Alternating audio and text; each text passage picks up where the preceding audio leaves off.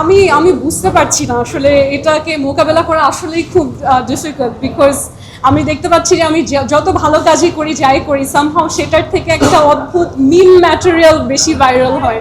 যেমন ইলেকশনের পরে আমি কিন্তু পার্সোনালি খুব সন্তুষ্ট, হ্যাঁ, যে আমি আমার কেপেবিলিটি ক্যাপাসিটির জায়গা থেকে মাত্র 3 দিন বের হয়ে 608টা ভোট পেয়েছি। আমি বলেছি আলহামদুলিল্লাহ, হাতি বেঁচে থাকতে বলেছে 500 পেলে এখানে অনেক।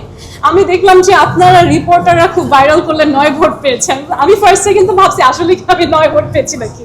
সো এই যে একটা মানুষকে ট্রল করার টেন্ডেন্সি, একটা ন্যারেটিভ ক্রিয়েট করার চেষ্টা, সবসময় আসলে ভুল ইনফরমেশন দিয়ে হাইপে থাকার একটা চেষ্টা, এখানে আসলে আপনাদের সাংবাদিকদের অনেক দায়িত্ববোধ আছে। হ্যাঁ, আপনারা চেষ্টা করেন পজিটিভ কাজগুলোর মানুষের বেশি বেশি ফোকাস করতে, তখন এই যে একটা ট্রেন্ড শুরু হয়েছে না নেগেটিভিটিকে ভাইরাল করা, এটা কমে যাবে।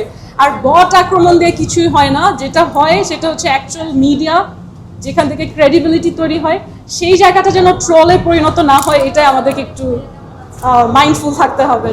বিরোধী দল আসলে এই মুহূর্তে যথেষ্ট আন্তরিক আমার দৃষ্টিতে, এবং খুবই স্মার্ট বিরোধী দল।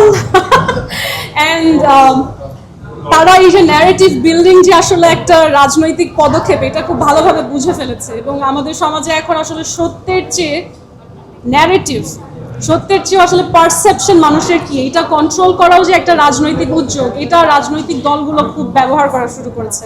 এবং আমরা যদি এখনই মিডিয়া, সিভিল সোসাইটি, আমরা যারা কনসার্ন মানুষ এখনই যদি এটা মাইন্ডফুলি হ্যান্ডেল না করি, একটা সময় এমন আসবে যে সমাজে ভালো মানুষরা আসলে খারাপ হিসেবে পরিচিত হবে, খারাপ মানুষরা হবে ফেরেশতা হিসেবে। So we have to be very mindful. Load shedding কিংবা ঘরের বাইরের তীব্র গরমে ওয়ালটন রিচার্জেবল ফ্যান থাকলে থাকবে শুধু বাতাস আর বাতাস।